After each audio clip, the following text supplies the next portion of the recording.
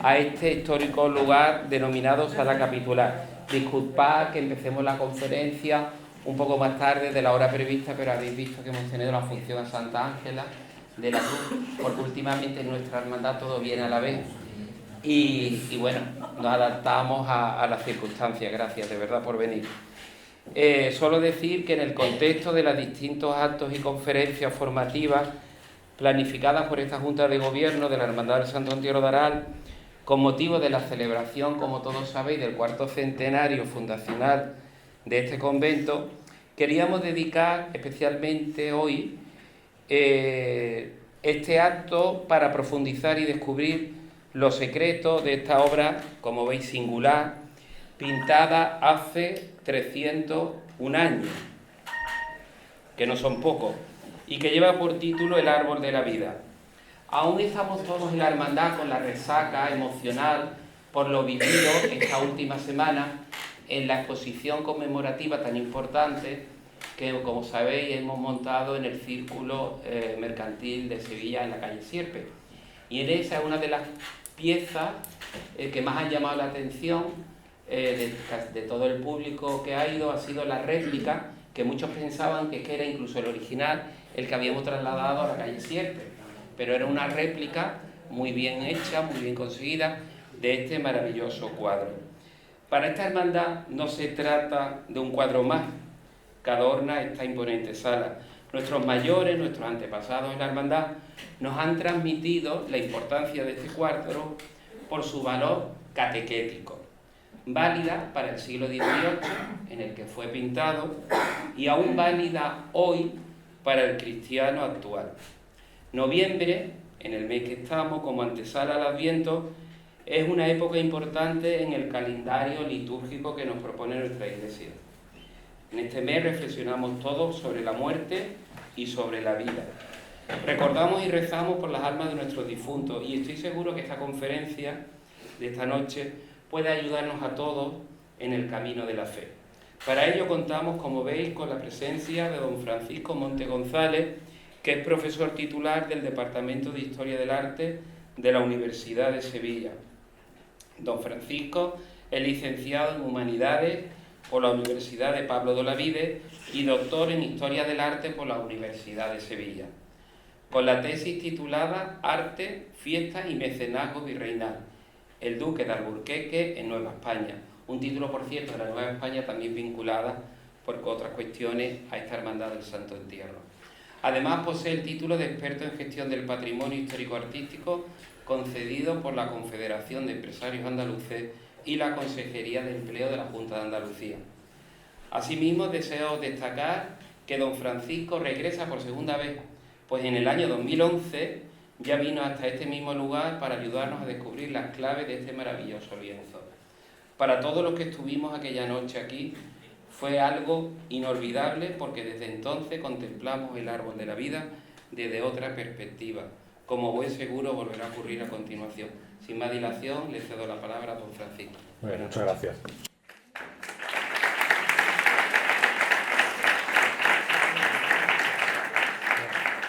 Muy buenas noches a todos, muchas gracias Miguel por tus palabras y bueno, en primer lugar agradecer al hermano mayor Antonio Borque de esta Hermandad del Santo Entierro pues su amable invitación a participar en esta serie de conferencias con motivo del cuarto centenario del convento de San Roque y bueno, una invitación que me hizo especial ilusión ya que bueno, volvía como bien han dicho después de 13 años, un 29 de enero fue aquella conferencia que di y que transmití, ¿no?, el conocimiento que había llevado a cabo con motivo de la presentación de este estudio en un congreso al que fui en Pamplona en el año 2009. Yo tuve una publicación en el 2011 que está accesible para todos los que quieran verla y que además es una publicación que cuando la llevé a cabo descubrí que anteriormente, no sé si vosotros también lo conocíais, yo lo desconocí en su momento, ya se había hecho en el 2002 una publicación más antigua todavía de un profesor de secundaria de Estepa, en otro volumen sobre emblemática relacionada con esta pintura. Por lo tanto, es una obra y un contexto pues ya estudiado, conocido, difundido y que bueno, en cierta manera pues creo que a todos vosotros y a vosotras, tanto hermanos y hermanas del Santo Entierro como ciudadanos de Aral os tiene que enorgullecer, porque creo o quiero transmitir que soy propietario de un patrimonio que prácticamente es único, ¿no? en su contexto y en su existencia, después de casi 300 años que se conserve intacto un programa iconográfico del barroco hispano y que esté prácticamente intacto, ¿no? Sin casi ninguna alteración. Por lo tanto, bueno, vamos a seguir profundizando en su conocimiento, divulgándolo. Yo creo que esa réplica que llevasteis al mercantil fue una idea estupenda de darlo a conocer a toda la sociedad y también a tantos desconocidos de Sevilla y no sé si de aquí de Aral, que no sabían de la existencia de esta obra y que bueno, se convierta en un reclamo pues no solo turístico, sino también pues de conocimiento. Y al mismo tiempo invito, y desde aquí pues también lo he comentado con el hermano mayor, a que se pueda llevar a cabo algún tipo de campaña o iniciativa para su restauración. Creo que es necesario, y vosotros veis en qué estado están estas obras, que se lleve a cabo pues, una restauración por parte de restauradores competentes. A mí se me ocurre, por ejemplo, el Instituto Andaluz del Patrimonio Histórico, con quien se podría firmar un convenio llegado a un determinado momento, porque verdaderamente, pues, antes de que se sigan perdiendo, deteriorando más estas pinturas que prácticamente están intactas en su soporte y en su integridad pictórica, pues se puedan intervenir para que esto luzca pues con una mayor pues integridad, ¿no? En el sentido de conservación de este patrimonio que merece la pena, por supuesto, y creo que todos vosotros sois conscientes. Así que vamos a ver si con mi ayuda, la presto desde aquí, se puede lograr y podemos llevar a cabo esta restauración que verdaderamente lo merece. Bueno, yo voy a intentar sintetizar, aunque habías preparado una conferencia de aproximadamente 45 minutos, una hora. Espero que no nos dé la medianoche aquí en el convento, pero bueno, si nos da, estamos todos bien acompañados.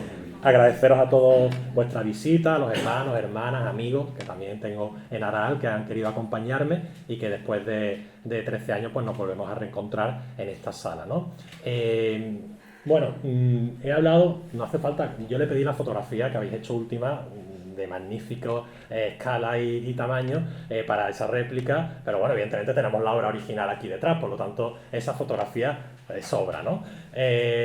Dar una conferencia in situ en el lugar del que vas a hablar, pues quieras que no, pues también te da bastante respeto, ¿no? A la hora de rememorar, ¿no? Este patrimonio y sobre todo pues darle el sentido que yo quiero transmitir. Yo cuando di aquella conferencia hace 13 años prácticamente me centré en el caso de esta iconografía, ¿no? Y hablé un poco de esos antecedentes y del contexto en el de por qué aquí, en este sitio, en lo que fue un antiguo convento de religiosos franciscanos de la Descalcés, en este espacio, que luego hablaremos de él, en esta capilla doméstica, aunque hay muchas dudas, hipótesis de la función que cumplió este espacio, pues se dispuso este programa iconográfico, ¿no? Relacionado con el árbol de la vida y con todo lo que son pues, estos temas escatológicos de la salvación, del pecado, ¿no? Del camino del bien, del camino del mal.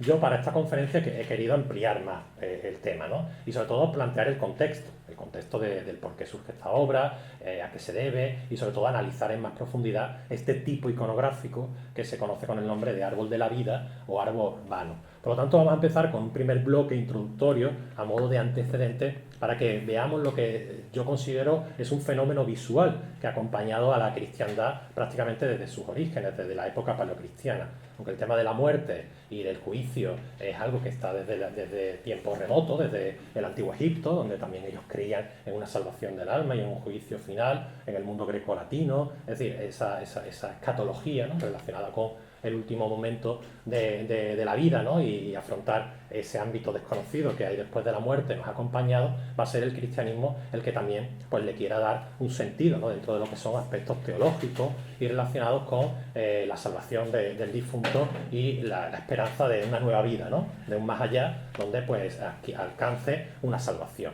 Todo este movimiento cristiano relacionado pues, con la muerte, ¿no? Y con la salvación va a tener un auge, ¿no? Y va a tener un punto de arranque a lo largo de los siglos XIV-XV en Europa, en la Europa de la cristiandad, en la Edad Media, donde va a aparecer un fenómeno que se va a trasladar a través de diferentes publicaciones que van a componer un género llamado el arte de morir o el ars moriendi, en el que pues varios autores van a escribir y van a imprimir en estos grabados xilográficos que estáis viendo ahí, hechos en madera, diferentes imágenes de cómo el difunto se tiene que preparar a la hora de morir, ¿no? Y sobre todo qué cosas tiene que hacer para poder alcanzar esa salvación esperada. En ese momento previo a la muerte se va a enfrentar con todos los demonios, ¿no? Con todos los pecados, con todo lo que le ha atemorizado a lo largo de su vida, pero va a tener que encontrar el camino, la guía, para poder salvar ese obstáculo. ¿A qué se debe este temor de la muerte en el siglo XIV y XV? ¿Qué es lo que va a acompañar a los cristianos fundamentalmente? Esas muertes inesperadas que van a causar las epidemias, fundamentalmente las epidemias de peste, las guerras, las hambrunas, es decir, que te pille la muerte desprevenido y tú previamente no hayas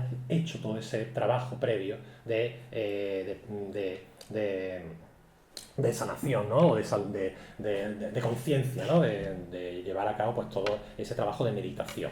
Este género se va a ver ampliado del ars moriendi, ¿no? La popularidad que va a alcanzar, las diferentes versiones y traducciones, con un libro que va a ser uno de los primeros manuales de meditación, relacionado con muchos aspectos, pero sobre todo con la manera de enfrentarse a la muerte a través de la imitación de Cristo, ¿no? De la vida de Cristo. Va a ser un agustino, un teólogo alemán, Thomas Kempis, el que va a publicar en el primer tercio también del siglo XV, coincidiendo con ese ars moriendi, un tratado que se va a titular de la imitación de Cristo, que va a tener su traducción en el siglo XVI de manos de su traducción a lengua romance de Fray Luis de Granada, donde pues va a definirlo, ¿no? Dice que este libro es un compañero fiel, consuelo en los trabajos, un maestro en tus dudas, un arte para orar al Señor, una regla para vivir, una confianza para morir, uno que dice de ti lo que tú mismo no alcanzas, ¿no? Es la manera de confrontarte a ti mismo y siguiendo el camino de Dios poder pues llevar a cabo una buena muerte, ¿no? Y luego pues la dicha salvación. Hay dos capítulos, uno dedicado exclusivamente a la meditación de la muerte,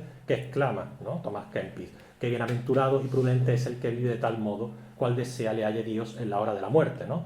Donde habla de todo lo que hay que dar de lado, ¿no? En la vida, todos esos aspectos mundanos, ¿no? Todos esos deseos de cuestiones banales, ¿no? Y lo que hay que hacer por trabajar en la penitencia, la obediencia, el renunciarse a sí mismo, la paciencia, es decir, todo lo que debe hacer un buen cristiano en esos momentos previos a la hora de morir y a enfrentarse luego al juicio y a las posibles penas de esos pecadores, ¿no? Pero sin duda alguna en el Concilio de Trento, ya pasando de la Edad Media al siglo XVI, va a haber un cambio, ¿no? Va a haber un giro, donde pues dentro de los dictámenes de Trento y de la religiosidad contrarreformista, que va a seguir siendo pues de corte ascético y penitencial, va a volver a tener la muerte, ¿no? Como un aspecto en el torno al que hay que meditar, ¿no? En la vida y sobre todo plantearse ese más allá, ¿no? O esa salvación que todo cristiano que quería obtener, ¿no? En estos tiempos, pues los juicios de la contrarreforma van a seguir estimulando, ¿no? Este rechazo de las vanidades, el perdón de los pecados, ¿no? Y también, bueno, acudir a un extenso repertorio de imágenes con un carácter didascálico, ¿no? De instrucción o enseñanza. Entre ellos, uno de los recursos que van a optar va a ser el plantear el tema del juicio final, ¿no? De Cristo hecho hombre, ¿no? Volvemos al antropocentrismo, la figura de Cristo como juez que va a venir el último día y va a juzgar a toda la humanidad, ¿no? Para condenar a los pecadores y salvar a los buenos cristianos. Y sin duda alguna pues tenemos ahí una de las pinturas universalmente conocidas que mejor refleja esto, ¿no? A pesar de que el cuadro fue criticado de indecoroso por lo que supuso todo ese despliegue de desnudos de Miguel Ángel en el juicio final de la Capilla Sixtina, fue un cuadro que encajó perfectamente con las hipótesis de Trento, ¿no? Y con esta mentalidad el juicio final. Un juicio final que de nuevo tenemos que decir que está en la escatología de muchas religiones. Ya has hablado de Egipto, pero también está en el mundo islámico, en los judíos, ¿no? Es una tradición que acompaña a la historia de la humanidad y sobre todo que lo que hace es una resolución final de nuestros actos morales, ¿no? Ese juicio final, a través de toda esta iconografía, pues va a difundir una imagen que va a llegar prácticamente a todos los confines del catolicismo, ¿no? Es una campaña propagandística de la Iglesia donde a través de este juicio pues se va a intentar pues guiar a todos los cristianos pues por el buen camino y sobre todo enseñándoles lo que les espera el día de este juicio final. Tenemos el cuadro de Miguel Ángel, pero tenemos grabados, como estáis viendo aquí abajo, estampas que rápidamente se hicieron hacer del mismo cuadro de Miguel Ángel, y luego tenemos bastantes cuadros importantes donde se representa este juicio final. Aquí tenemos uno que es de Martín de Bos, un pintor flamenco que está en el Museo de Bellas Artes de Sevilla, que es una obra preciosa, uno de los mejores exponentes de esta tipología, donde podéis ver, pues, por ejemplo, este momento del juicio final en que ya empezamos a percibir a aquellos que están siendo condenados y que por lo tanto están siendo tragados por las fauces del Leviatán, del que hablábamos luego, y al que tenemos aquí, este monstruo maligno, ¿no? que se traga a los pecadores, y por otro lado tenemos a los justos que están siendo salvados por estos ángeles que se los están llevando a la gloria celestial.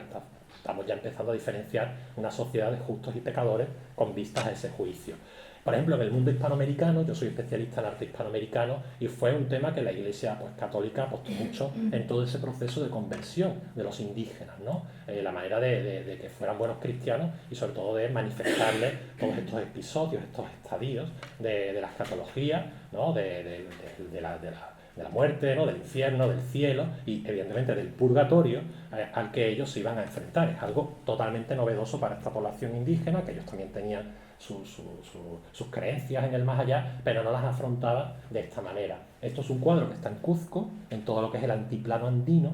Fue un tema que funcionó muchísimo y que sirvió en todas las iglesias con un carácter didáctico y moralizante, de tal manera que los encontramos para que muchos curas dieran sermones utilizando estos cuadros a la población indígena, también a la población criolla y a los españoles, que eran tan cristianos como los otros, pero que haciendo más hincapié en estos indígenas, a los que incluso se les retrataron personalizados entre los que iban al infierno y los que iban y se salvaban directamente, ¿no? Aquí tenéis perfectamente ya delimitados esos dos caminos, que son los mismos que tenéis en este cuadro, ¿no? La senda del bien y la senda del mal, ¿no? La senda de los pecadores, que van directamente al infierno, y la senda de estos justos, que van, pues, a una especie de Jerusalén celestial que les está abriendo sus puertas, ¿no?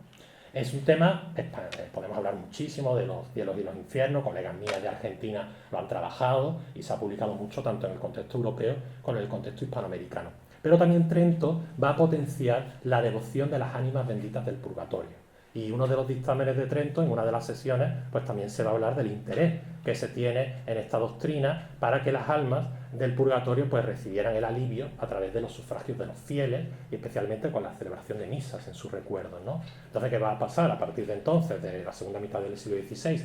Que la Iglesia va a potenciar la creación de cofradías de ánimas benditas, establecidas en parroquias, en iglesias, con hermandades, que junto a otras cofradías como el Sacramento y el Rosario van a estimular, pues, las tres grandes ideas, ¿no? De la lucha contrarreformista, que es el culto a la Virgen, el culto a la Eucaristía y también la salvación, ¿no? de las almas. Y en este sentido, pues, va a ser una corriente que va a llenar, yo creo que es rara en la Iglesia, no solo de fines del XVI, sobre todo en el barroco, que no tenga un altar de ánimas benditas, ¿no? Del purgatorio, y luego ya sumado a la Virgen del Carmen, que va a aparecer también, pues, como la intercesora, ¿no? Y la mediadora en esa salvación.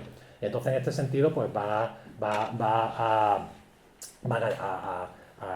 difundirse, ¿no? Pues desde peticiones, limosnas, bueno, va a haber, pues, bastante, una corriente muy importante en torno a este culto de las ánimas benditas, con misas, oraciones y sobre todo, bueno, la idea de salvar a estas almas que están en esas llamas purificantes, para que a través de la intercesión de los terrenales, de los que estamos aquí, pues podamos interceder, y que luego ellas desde el cielo sean las que rueguen por nosotros, que ese era el objetivo, ¿no? Salvarlas del purgatorio para que luego nos tuvieran en consideración. Luego, en el siglo XVI también hace acto de presencia los jesuitas. Los jesuitas van a ser fundamentales en todo este proceso de meditación en torno a la muerte. Ellos, en sus ejercicios espirituales, pues también tienen presentes estas meditaciones de la muerte y del juicio, sobre todo en la primera semana de estos juicios, donde ellos establecen una especie de manuales para el buen morir o preparación de la muerte, ¿no? Y ellos van a ser muy importantes, algunos de estos padres jesuitas, con publicaciones como el propio San Francisco de Borja, que no sé si saben ustedes la historia de este militar noble que se transforma, ¿no?, en religioso jesuita, pues, a través, entre otras cosas, de la contemplación del cadáver de la reina o de la emperatriz Isabel de Portugal como escolta, al ver su esqueleto, al ver su cráneo, ¿no?, y cuestionarse para qué estamos aquí, ¿no?, para qué queremos tantas riquezas si al final vamos a ser hueso, vamos a ser polvo y no va a servir nada de lo que aquí tenemos. Por lo tanto, la propia vida y el propio ejemplo de San Francisco de Borja, como este otro cuadro que también tenemos de Alonso Cano, pues se va a convertir en un ejemplo de todo lo que va a suponer esta corriente de meditación ante la muerte, el transcurso de la muerte y sobre todo, bueno, hacerla cotidiana, ¿no?, intentando evitar pues su carácter terrible. También los jesuitas van a crear todo un movimiento para ayudar al bien morir. Van a crear congregaciones, ¿no?, van a ayudar en hospitales, a los moribundos, a los condenados en las cárceles, a los que agonizan, y ellos también pues van a crear congregaciones que se llaman de la buena muerte, para acompañar a todas estas personas que no tenían recursos y que por lo tanto pues necesitaban de su auxilio. Ahí tenéis, por ejemplo, la portada de un libro ya tardío del siglo XVII de un jesuita que se llama Partida a la eternidad y preparación para la muerte. A ellos le debemos, en parte, pues también todo este movimiento. Y ya entrando un poco más en el barroco y en lo que supone el momento que nosotros vamos a ver y vamos a analizar, pues nos encontramos pues con el siglo XVII y XVIII, pues una sociedad que bebe, ¿no?, de esa espiritualidad barroca, como os he citado ahí, ¿no? Es una espiritualidad pesimista y moralizante, en donde la muerte se relaciona con el pecado, ¿no?, y como muerte del alma y condena eterna, en contraposición con una vida asimilada al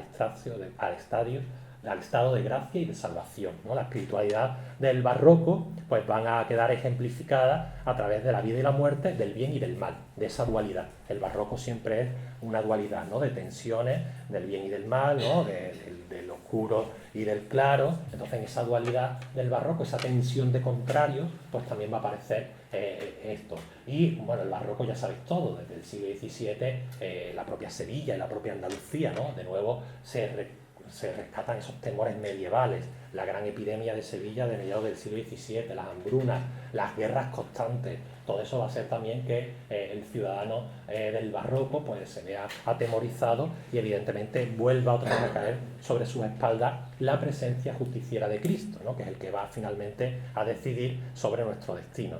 Y en este sentido pues se va a reflexionar más si cabe sobre un aspecto que hasta ahora no se había tenido en cuenta tanto, que es la vanidad de los bienes mundanos, ¿no?, todo lo que se atesora, las riquezas, ¿no?, o los placeres terrenales. Y en ese sentido pues se va a hacer mucho hincapié en la renuncia a los mismos, ¿no?, y va a haber muchos pasajes del Evangelio que se van a retomar, ¿no?, entre otros pues del Evangelio de San Mateo, ¿no?, cuando dice vigilad porque no sabéis ni el día ni la hora, ¿no?, teniendo en cuenta que hay que estar preparado para ello. Este es un cuadro barroco que ejemplifica muy bien lo que les estoy contando, un caballero que se enfrenta a la decisión de la salvación, que le indica un ángel a través de la señal y que ve en el cielo pues toda la gloria terrenal, o de esta fauno que representa a un ser diabólico junto a la muerte, que le está amenazando con su flecha y que le está mostrando todo lo que son los placeres mundanos, las joyas, las riquezas, ¿no?, la música, la comida, mientras que el demonio, el ángel, le está indicando también que si acepta eso va a viajar al infierno, donde va a tener que ser rescatado, ¿no?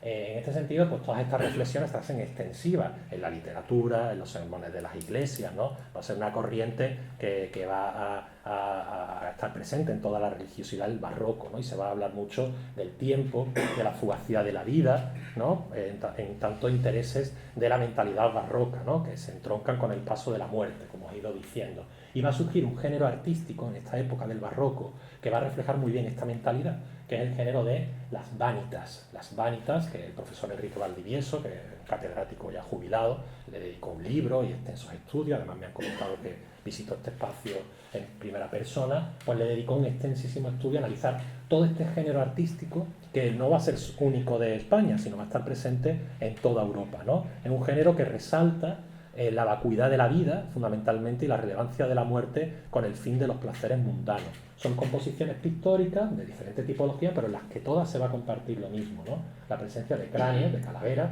que aluden a la muerte, la presencia de todos estos objetos de los placeres mundanos, el gobierno de la tierra, con una esfera celeste, flores, relojes del tiempo, ¿no? También el paso del tiempo, que es inexorable, que a todos nos llega la hora, el conocimiento, el saber, en muchos libros, joyas, ¿no? Bienes de todo tipo, ¿no? Riquezas, poder también terrenal, ¿no? Con tiaras, con coronas, y ángeles admonitorios que nos están mostrando que todo esto no sirve nada, porque vamos a acabar muriendo y que finalmente nos vamos a tener que enfrentar al juicio final, que es lo que están mostrando detrás de esa cortina, ¿no? En España, este tipo de pintura de vanitas, aquí os he puesto algunos reflejos, está también dominada, o también se le denomina pintura del desengaño, ¿no? Hablando también de esos desengaños del pesimismo, de la decepción que imperaba en esa sociedad. Este género pretendía transmitir 3 mensajes, y os hablo de este género de vanitas porque este cuadro que tenéis aquí se corresponde con uno de los temas de los que nos hablan estas vanitas, ¿no? De los rechazos de los bienes terrenales, entre otros tenéis ahí representados los pecados capitales, y sobre todo la intercesión de Dios y el hacerte dudar, ¿no? Y enfrentarte a qué camino y qué decisión optar. 3 mensajes, esta pintura. Aquí os he puesto varios cuadros muy famosos de pintores de la escuela barroca española para que veáis cómo es esta tipología. Un concepto de la vida como algo pasajero, transitorio, incluso extremadamente fugaz. La idea de que cualquier bien que pueda adquirir el ser humano, ya sea material o inmaterial, es vacuo, irrelevante, carente de sentido. Y una finalidad de redención, de preparar el alma para la salvación y la vida eterna, ¿no? Son las 3 ideas. Estos cuadros no estaban en iglesias, eran de colecciones particulares. Los encargaban particulares, había algunos que estaban en iglesias para ser expuestos, pero prácticamente eran cuadros que adquiría gente de la nobleza y que los tenían en sus casas como ejercicio de reflexión y de contemplación. Pero en Sevilla nosotros tenemos un programa que no estaba en las casas particulares, sino que estaba expuesto a los fieles, y que fue encargado por un devoto, don Miguel de Mañara, que fue el fundador el fundador de la Hermandad de la Santa Caridad de Sevilla. Está detrás del Teatro de la Maestranza de Sevilla, actualmente sigue siendo una hermandad, un asilo de ancianos, y mantiene muy, muy estrictas las reglas que dio el propio Miguel de Mañara a esta casa. Miguel de Mañara es el que planteó todo el programa iconográfico de la iglesia, el que lo costeó, y una de las cosas que él deseó incluir son 2 grandes cuadros firmados por Valdés Leal, el gran pintor sevillano, sobre las postrimerías, sobre esto que os estoy hablando, del juicio final, la salvación, ¿no? La muerte, donde en un lado, uno de ellos se titula Inictu Oculi, en un abrir y cerrar de ojos, aparece la muerte, ¿no? Pisando el orbe, y veis cómo con la tapa del ataúd, con el ataúd debajo del brazo, está iluminando, ¿no? Todo lo que son todos estos placeres que os he comentado, ¿no? Que derrochan sobre un epitafio, sobre un sepulcro, donde hay tiaras de papas, hay libros, hay de todo tipo, ¿no? Y el otro cuadro, que es uno de los más famosos, el Finis Gloriae Mundi, en el que aparece pues, la balanza, ¿no? De la justicia divina, que está pesando tanto los pecados como las virtudes, ¿no? Y aquí están representados todos los pecados capitales con sus diferentes símbolos, y en uno se dice ni más ni menos, ¿no? Para que haya un equilibrio, ¿no? En la vida del buen cristiano. Y abajo varios cuerpos incorruptos, varios cuerpos corrompiéndose, donde podemos ver también lo tétrico de lo que es la muerte. Esto también asustó mucho a la gente del barroco, porque la gente se moría en las calles y los cuerpos se pudrían, se podrían, entonces no tenían enterramiento. Y esto también, pues ver cuerpos descomponerse, tumbas abiertas, pues impactaba mucho a esa sociedad y los atemorizaba. Y aquí vemos el cuerpo nada más y nada menos que un prelado, y aquí el propio Miguel de Mañara, que quiso ser retratado al lado en sepultura, ¿no? En su sepultura de muerte. Son 2 cuadros que están allí en la Caridad, los pueden ver todos ustedes, y pretendían que el visitante de este lugar reflexionara sobre esos pecados y sobre todo que se plantease pues, otro camino, ¿no? Que fue el que Miguel de Mañara, que era alguien que siguió esa vida pecaminosa, optó para su salvación. Bueno, la segunda parte de la conferencia vamos a ir ya centrándonos más en el cuadro que tenemos aquí, y sobre todo ya que hemos planteado el contexto al que llegaremos luego de principios del siglo XVIII. Nosotros en el siglo XVIII estamos prácticamente en el ambiente del barroco, ¿no? En esta cultura y en esta mentalidad, que además la orden franciscana de la Descalced va a potenciar. Los que habitaban aquí, ellos van a ser pues, inspiradores para esas meditaciones de la muerte, ¿no? De las cofradías penitenciales y sobre todo de la redención de los pecados, que es lo que se pretendía con este tipo de imágenes, ¿no? El hacer meditar sobre estas cuestiones. Antes de entrar directamente en este cuadro, yo os quiero hacer un pequeño repaso sobre el tipo iconográfico, la iconografía. El cuadro este, aunque hay dos partes muy bien planteadas, que es el eje central, que es el árbol, ¿no? Con Cristo, la muerte, ¿no? Que está intentando cortar el árbol, pero tiene otra segunda parte, que son los dos caminos que se abren, el camino del bien y el camino del mal. Pero el eje central es este árbol. El árbol, como iconografía, el árbol que está en la naturaleza, ha tenido muchas vinculaciones a lo largo de la historia con diferentes culturas. Y esta denominación que llamamos del árbol de la vida ha estado presente prácticamente en todas las religiones y culturas. La propia cristiana, ¿no? Que en la Biblia, ahí tenemos el pasaje de Génesis, donde dice que Dios hizo brotar de la tierra todo árbol agradable a la vista y bueno para comer. Y en medio de este huerto del paraíso plantó el árbol de la vida y el árbol del conocimiento del bien y del mal, que es el árbol del que tomó la manzana Eva y por el que fueron castigados. Mientras que el árbol de la vida o de la eternidad quedó sin ser tocado para evitar que pudieran tomar de ese fruto y por lo tanto ser inmortales.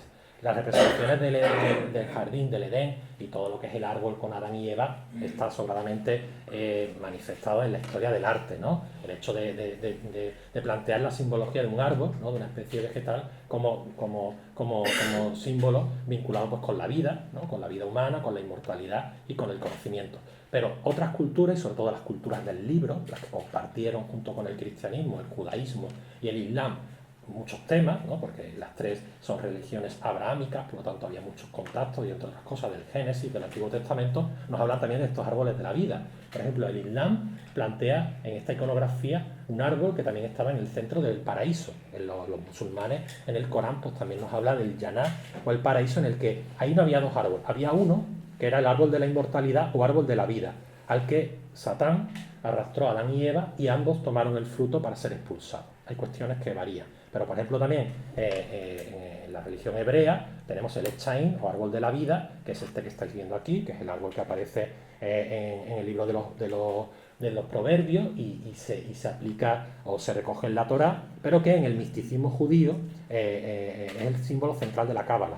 Y aparece representado con estos nodos que veis aquí comunicados, armando pues, una red de aspectos, ¿no? y de vínculos de esta religión hebraica. Pero es que no solo las religiones del libro, todas las religiones, de todas las civilizaciones que estudiéis y que veáis, han tenido algún árbol simbólico y vinculado pues, con la vida, ¿no? Un árbol que tiene frutos que nos van a dar la inmortalidad, que son árboles sagrados, que se les venera. Por ejemplo, los egipcios tuvieron un árbol también de la vida, de donde se nos dice que nació Isis y Osiris, ¿no? Aquí los tenéis.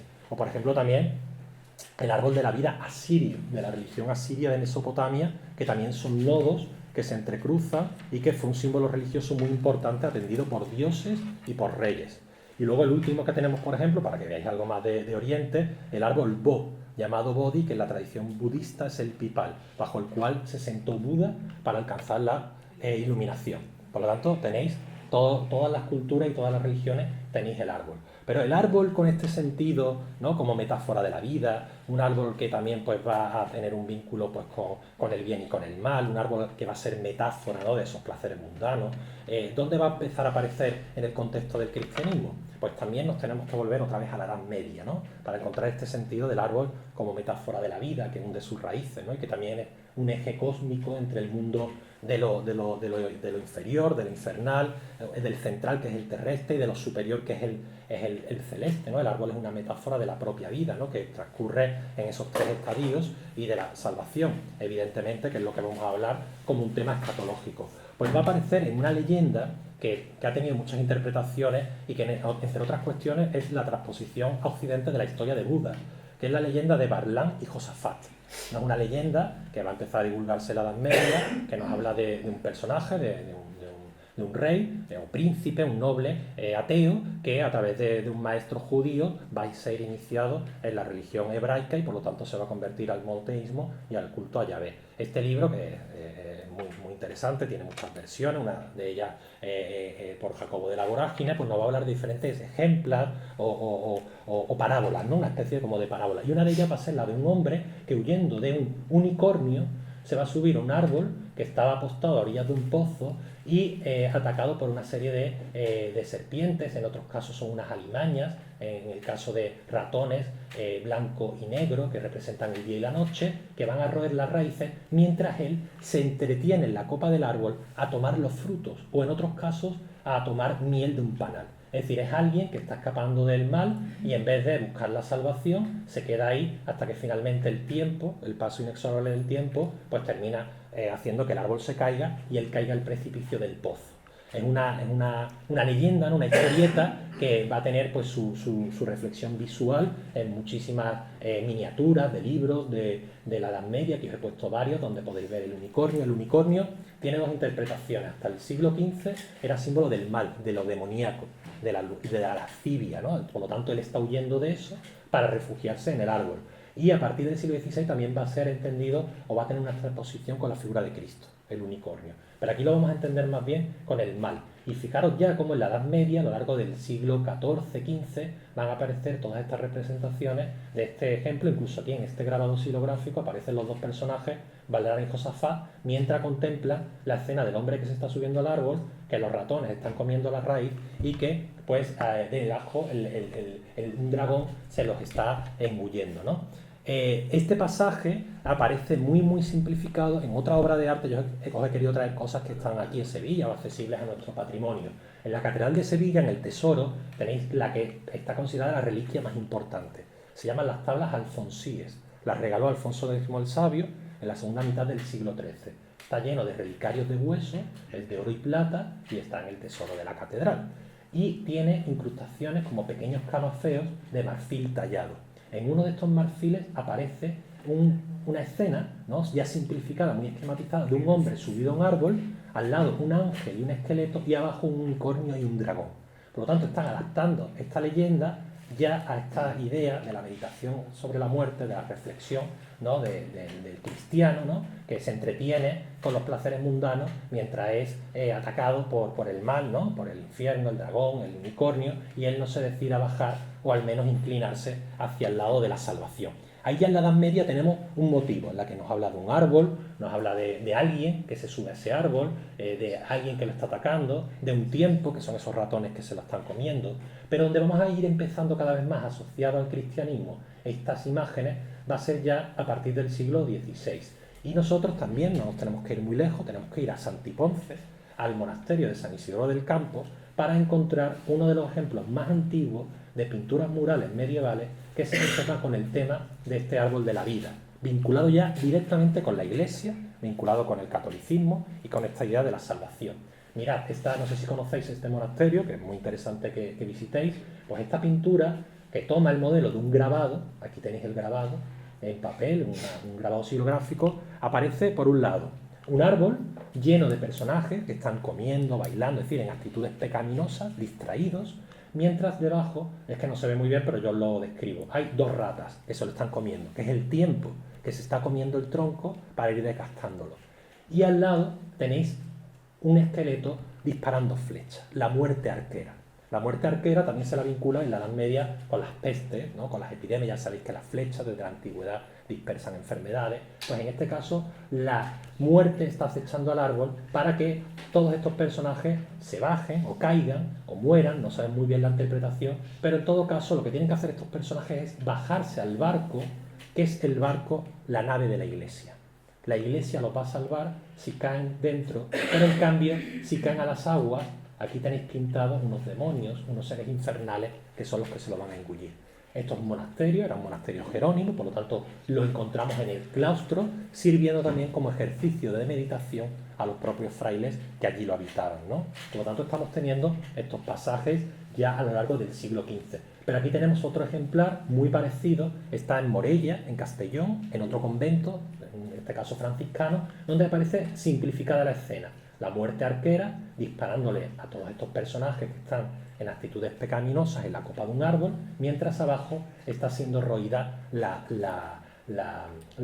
raíz, ¿no? Por lo tanto ya tenemos en el barroco, en la Edad Media, el motivo del árbol de la vida asociado a todos estos elementos vinculados con la muerte, con la salvación y con la renuncia a los placeres terrenales. El árbol también va a ser objeto o vinculado con la muerte, ¿no? Como metáfora de la vida, va a estar vinculado con la emblemática. La emblemática desde fines del siglo XV y a lo largo del fines del siglo XVII y a lo largo del XVII va a servir pues como ilustraciones, ¿no?, que nos ayuden a reflexionar, ¿no?, a plantearnos diferentes circunstancias sobre la vida. Y en este caso, pues aquí veis, por ejemplo, un árbol coronado por una calavera, donde dicen este emblema: en la vida está la muerte, o esta vid que abajo tiene huesos y que está anclada a este travesaño y dice: en la muerte está la vida, ¿no? O por ejemplo aquí tenéis estos otros emblemas más tardíos, donde un esqueleto se está llevando el árbol hacia la tumba, es decir, está arrastrando la muerte a la vida, y en el otro lado la mano de la muerte, la guadaña, que ciega el árbol y que tiene arriba unas coronas, porque estos son emblemas que pertenecieron a un libro de exequias relacionado con la realeza, ¿no? Entonces tenemos ese caso. O por ejemplo también el árbol ya va a empezar a aparecer también en las secuencias devánicas, ¿no? El árbol en este caso vinculado a una pareja, ¿no?, de la que sus buenos frutos pues darán cosas buenas. Dice: el árbol que fue de muerte, la vida al hombre quitó, mas en este árbol halló la vida con mejor suerte. Una pareja honesta, ¿no?, que se casa, ella está pisando un león, que es símbolo de la fidelidad, es decir, es el escaparate del buen matrimonio, ¿no?, que además están siendo ambos coronados por las virtudes. Pero tenemos la contraposición, que es el árbol que da malos frutos. Eso también pues podemos hablar del pasaje de Mateo, ¿no?, donde se compara al hombre con el árbol. Y dice San Mateo: así todo árbol bueno lleva buenos frutos y el mal árbol lleva malos frutos. Pues aquí se está representando el mal árbol, donde estas dos mujeres, probablemente pues mujeres pecaminosas, ¿no?, prostitutas puede ser, pues le están saliendo raíces de sus cuerpos y tienen unos demonios y culebras que las están acechando. Mientras este sacerdote reflexiona sobre la muerte mirándose al espejo, ¿no? Este es un cuadro complejo de entender. Tenemos también el árbol de la vida y el árbol de la muerte, que marca todos los pasos, desde el nacimiento hasta la propia muerte. Aquí lo tenéis en este grabado.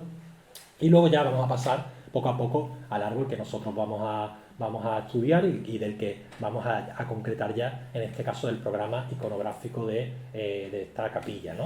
Tenemos el árbol de la vida, o el árbol vano, como algunos han llamado también, o árbol del pecador, que va a aparecer por primera vez en esta composición iconográfica, que es la misma que tenéis aquí, en un grabado de principios del siglo XVII.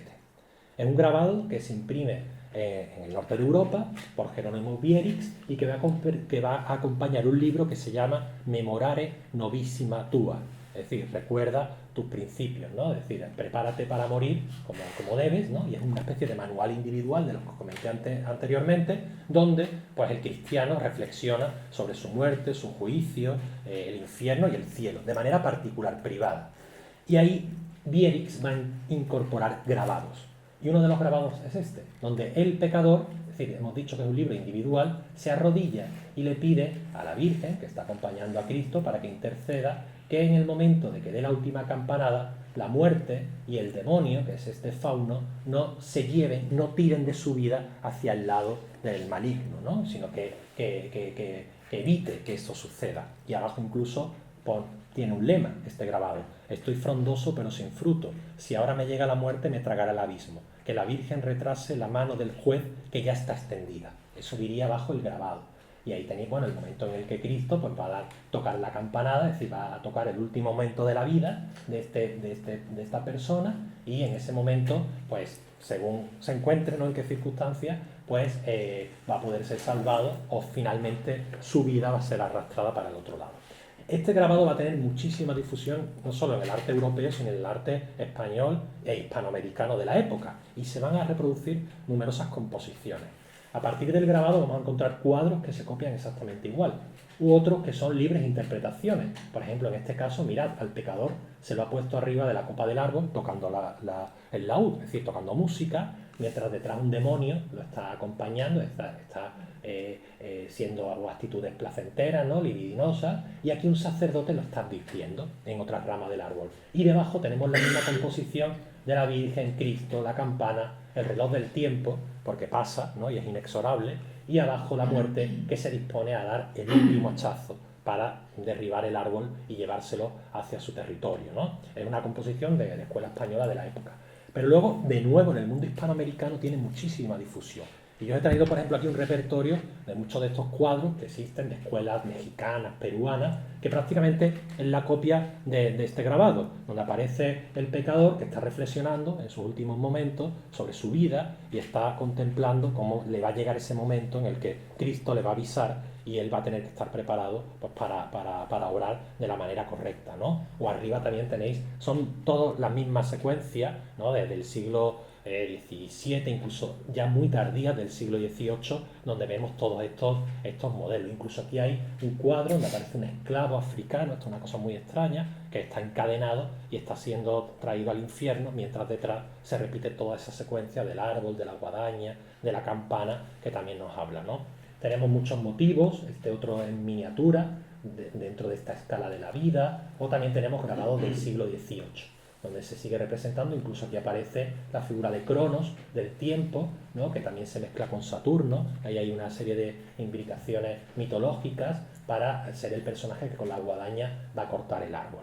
Programas iconográficos, ya me voy acercando a lo que aquí nos ocupa, tenemos 3 en España, que tienen como protagonista al árbol de la vida. Uno de ellos, el más conocido y el más difundido y el más publicado de todos, está en Segovia, en la Catedral de Segovia.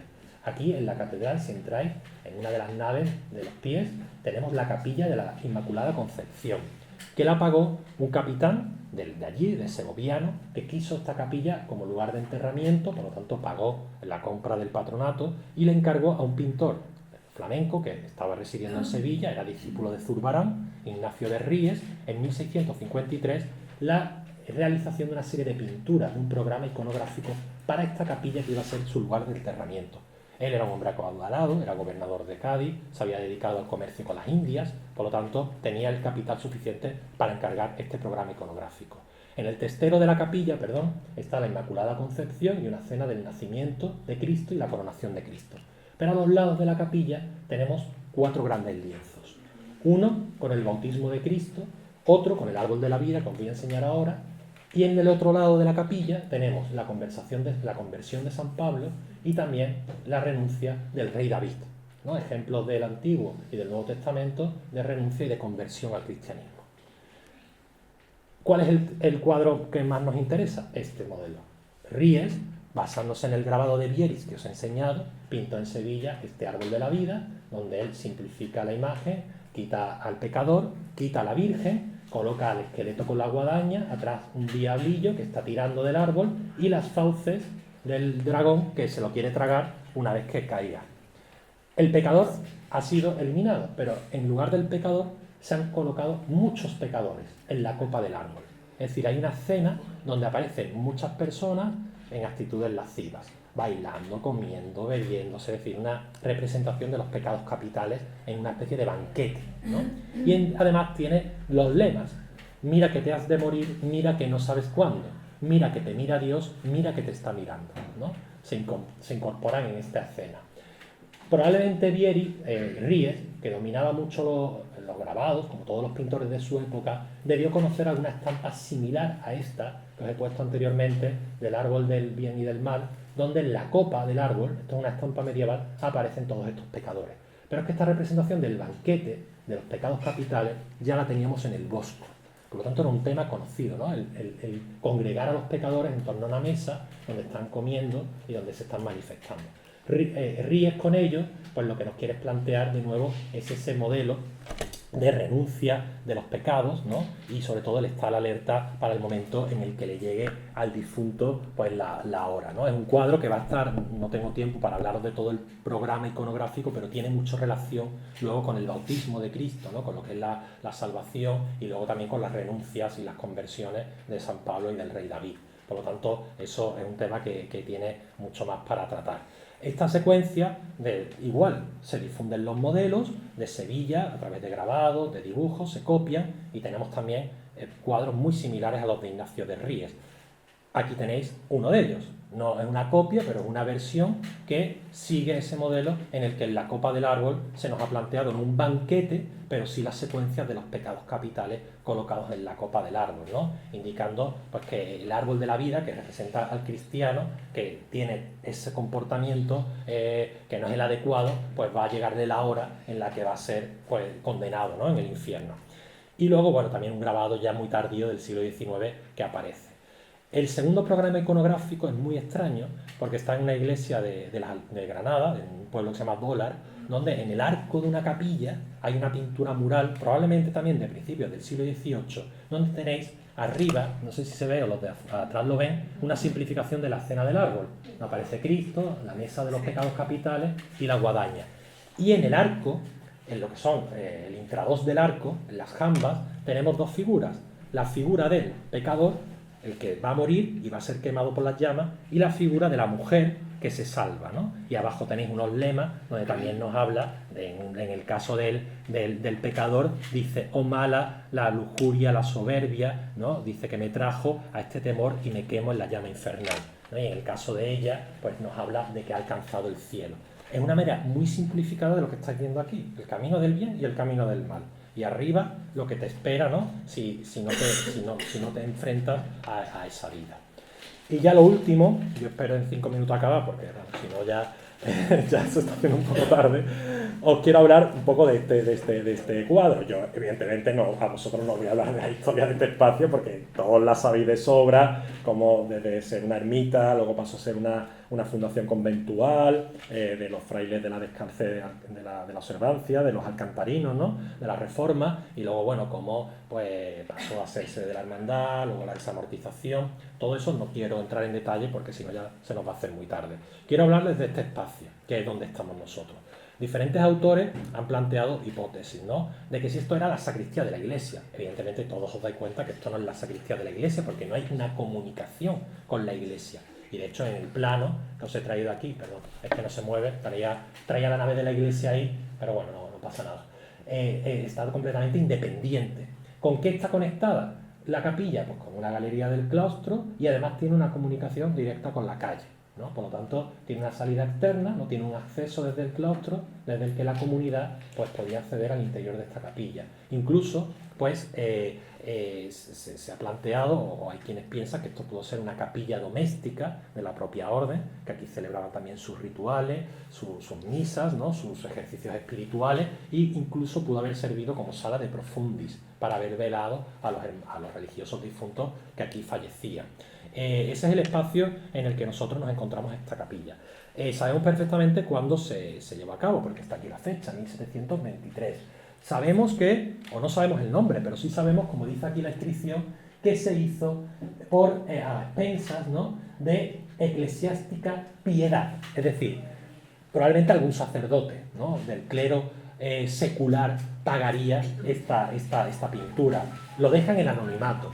Quizás por modestia, ¿no? y por no pecar de soberbia, pues lo omitió.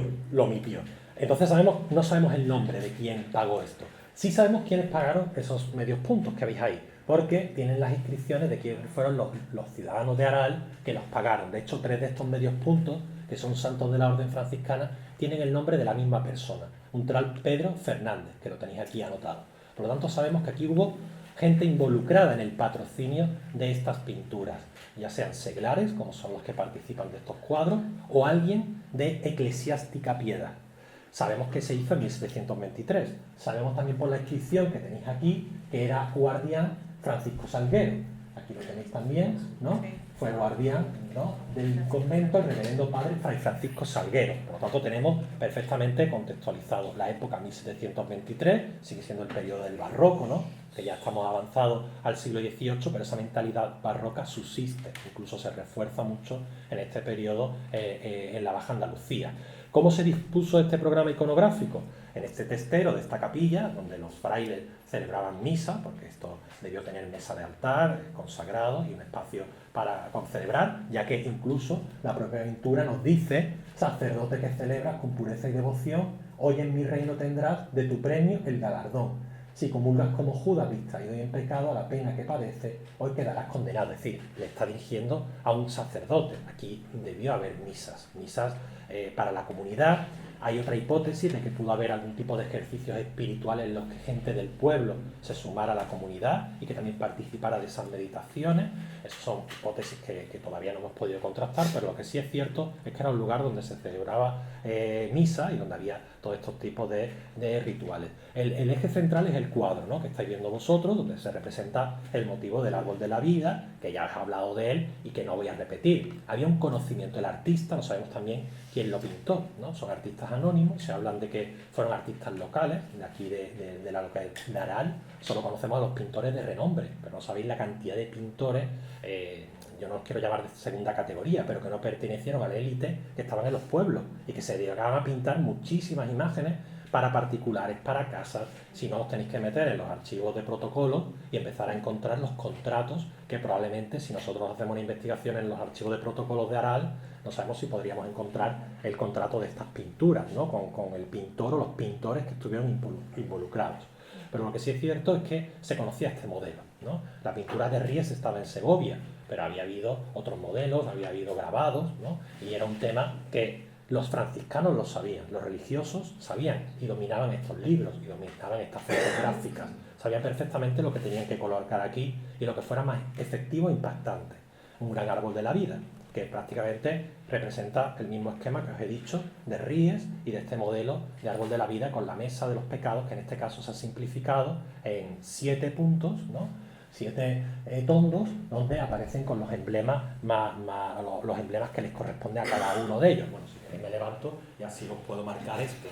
Ahí tenéis la ira, la avaricia, la soberbia, la lujuria, la pereza, la envidia y la gula. Y cada uno con los emblemas que se corresponden con aquí yo tengo algunas imágenes, ¿vale?, sobre todo de Cesare Ripa, que es un italiano que hace unos manuales de emblemática donde asocia a cada pecado un animal o un atributo. Por lo tanto, también el pintor y los frailes dominaban estos códigos visuales de la emblemática donde se asociaba a cada uno de los pecados un animal concreto, ¿no? Tenemos aquí la fuente de Cesare Ripa, que es la misma que utiliza Valdés Leal en su libro de Initus Oculi.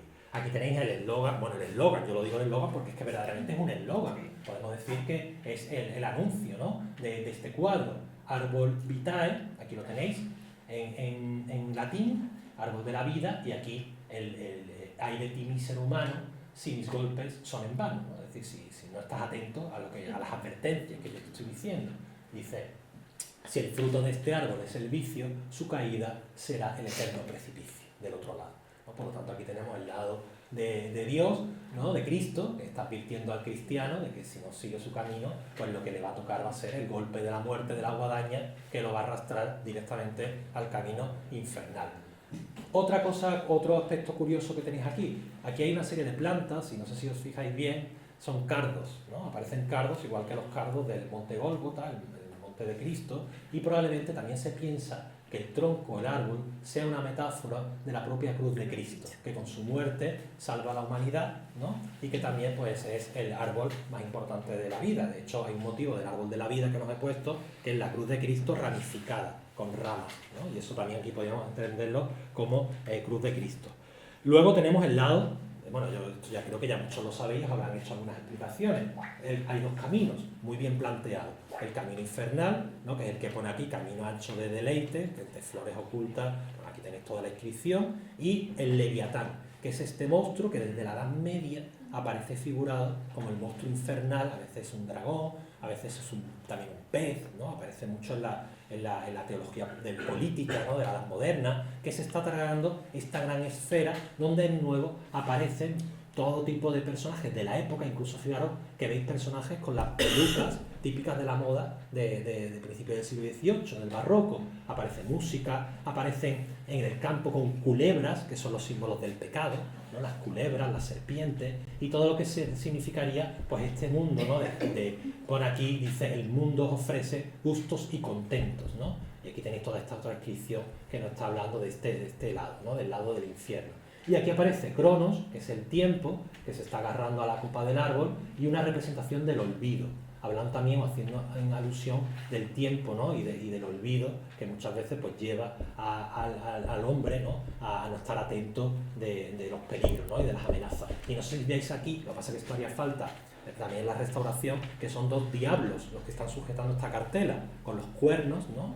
Aquí aparecen los diablos, y aquí también hay una tercera cabeza diabólica, que no sé si se ve bien, que tiene en la boca una especie de ojo que se está tragando, ¿no? Son todos seres diabólicos los que están aquí, pues, rodeando esta cartela. Y del otro lado el camino celestial, que también se ve perfectamente, ¿no? Camino angosto de espinos lleno, a estos que le siguen es ameno, sin duda camino de la gloria, donde está vinculada la victoria con vida, amor divino, lo que sigue en este camino. Es el camino de, fijaros lo primero que pone, la mortificación, que es entre otras cosas a lo que se dedicaban los frailes, ¿no? De la descalcez, a mortificarse para alcanzar la salvación, la desnudez, la caridad, la humildad, todas las virtudes del cristiano que aparecen personificadas en diferentes santos, ¿no? Aquí tenéis a Santa Catalina, aquí tenéis al propio San Francisco, al propio Santo Domingo. Mirad qué detalle más curioso, porque aparece en primer lugar Santo Domingo y luego San Francisco. Y aquí no sé si habéis fijado que tenéis emblemas de los dominicos, no solo de los franciscanos. Había un vínculo muy estrecho entre franciscanos y dominicos, ¿no? Entre otras cosas, pues el culto al rosario, ¿no? Los dos son órdenes mendicantes. Aquí en la Amaral también teníais congregación dominica femenina, por lo tanto debió haber, yo ahí desconozco si hubo tercera orden seglar, por lo tanto el nexo de los dominicos estuvo. Y a Cristo es el que él sigue y los conduce a todos a la ciudad celestial, que es esta que veis aquí, que es la Jerusalén celestial. Y arriba del todo, pues de nuevo Dios, que aparece, ¿no? En actitud justiciera, viniendo el último de los días, pues para asistir al juicio final, mientras pues al lado está la Virgen, que también pues aparece en todo este complejo, ¿no? De este árbol. Y al lado, los franciscanos quisieron también pues colocar 6 medios puntos en esta capilla tiene una bóveda de cañón con lunetos, que son lunetos, creo que todos son opacos, no sé si hay ventanas, creo que no hay ventanas detrás, para taparse, se colocan donde hay 6 miembros de la orden franciscana, ¿no? Tenéis a San Antonio de Padua, tenéis a San Bernardino, cada uno perfectamente con su... Daros cuenta que eran miembros de la orden, ellos sabían perfectamente cómo lo tenían que representar y cuáles eran sus atributos más importantes. Y de entre ellos, estos 3 que tenéis aquí, que es San Bernardino, San Giacomo la Marca y San Juan Capistrano, que además comparten muchas cosas. Comparten el cráneo, ¿no? Como ejercicios también de mortificación y de vanitas, ¿no? De contemplación de la vida y de la muerte. Con la cruz también en sus ejercicios espirituales, las mitras, porque todos estos estuvieron vinculados con diócesis, y los 3 formaron parte del movimiento de la Reforma franciscana. Por lo tanto, son como ejemplos de los frailes, ¿no? Son los ejemplos a seguir. Y ahí tenéis otros 3 santos, San Luis, obispo de Tolosa, San Antonio de Padua y San Bernardino, que también fueron personajes importantes y que se distinguieron en los campos de la teología, ¿no? O en otros aspectos milagrosos de la vida. Este programa iconográfico, que tiene un gran sentido, y como todo programa iconográfico del barroco, pues así tiene que ser, ¿no? En los que todos los elementos comporten una única unidad, pues se completa finalmente con las pinturas murales que tenéis aquí, que son pinturas que también, bueno, están, yo creo que aquí hay algunos repintes, no sé de qué época, pero bueno, aparecen aquí las letanías lauretanas, ¿no? De la Virgen, en los triángulos de los lunetos. Y atrás, creo que tapada, yo creo recordar que había una inscripción, a ver si la tengo por aquí, estas son las fotos de su momento, bueno, aquí he puesto también más ejemplos del Leviatán, ¿no? Atrás tenéis,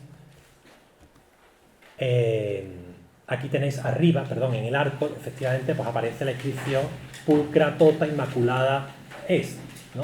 Es decir, yo aquí intuyo que en esa hornacina debía haber una imagen de la Virgen Inmaculada Concepción. Ya sabéis que los franciscanos fueron los grandes defensores de la Inmaculada Concepción.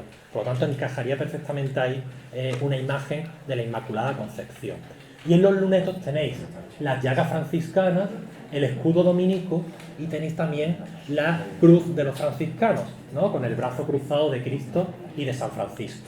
Es decir, también nos está hablando de esa unión, ¿no? De esa relación entre franciscanos y dominicos que se está manifestando aquí y que es perfectamente patente, ¿no? Y evidente. De hecho, el propio escudo de la orden, el propio escudo de la casa, tiene ambas llagas, ¿no? Aquí no se ve bien, pero lo tenéis en la iglesia, donde aparece una banderola con el escudo dominico, el anagrama de María y las llagas franciscanas y la cruz de Jerusalén. Este tipo de reflexión sobre el camino del bien y del mal no es algo tampoco genuino de esta pintura, ¿no? También de todas estas pinturas de vanitas y de temas escatológicos, yo también os puedo pasar material o si queréis que os pase algunas cuestiones de la conferencia, se pintaron muchas pinturas donde aparecía únicamente representado el camino del bien y del mal, ¿no? Con Cristo en el centro, que es el que lo reparte o lo divide. Y en el caso de, no sé si lo puedes apagar la luz un minuto, y ya con esto acabo, en el caso, fijaros, de una iglesia de Cuzco, de una iglesia muy pequeñita, en San Pedro de Andahuilillas, lo quiero porque además tiene mucho que ver con este cuadro, porque en la entrada de la iglesia, a un lado y a otro, se representan igualmente los caminos, el camino de los pecadores y el camino de los justos. E incluso se ha incluido en el camino de los pecadores un banquete, igual que lo que estáis viendo aquí, un banquete, ¿no? Es decir, veis cómo se están repitiendo, ¿no?, estos códigos visuales, estos recursos iconográficos que tienen conexión, ¿no?, tanto en el contexto hispanoamericano con el contexto local, ¿no? Y en este sentido, pues podríamos profundizar más en lo que es esta dualidad, ¿no?, del bien y del mal, con todos estos recursos que os estoy mostrando desde la Edad Media. Y ya voy a acabar con una pequeña conclusión de un párrafo que os quiero leer.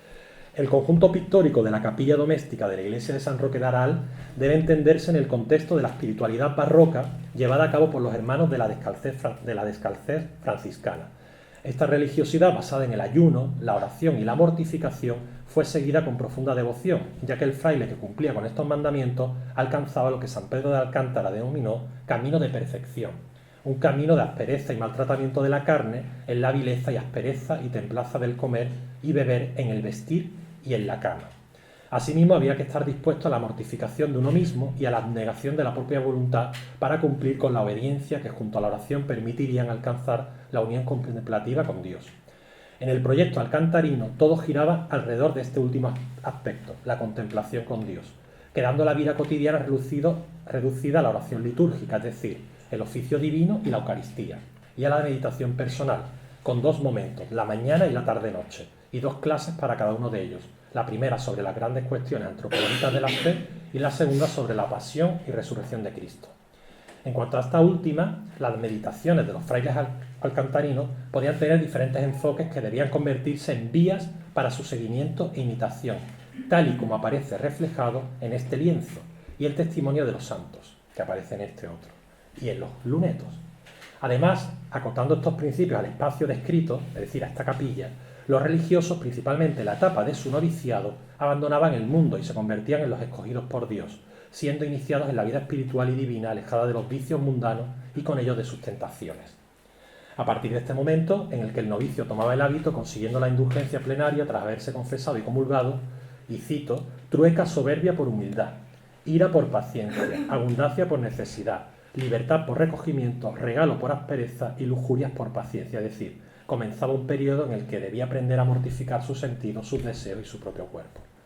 Una última hipótesis que os doy y que debe ser planteada en este espacio es que dado su acceso desde la calle a través de una galería y las alusiones a devotos particulares en las pinturas de los santos, puede que sirviera de lugar de encuentro entre los fieles de la tercera orden seglar de Aral y la comunidad, que a través de sus ejercicios espirituales no solo los ayudaran a bien morir, como cita la fuente documental aportada, sino a comportarse como ejemplares cristianos en vías de conseguir la salvación eterna. Muchas gracias.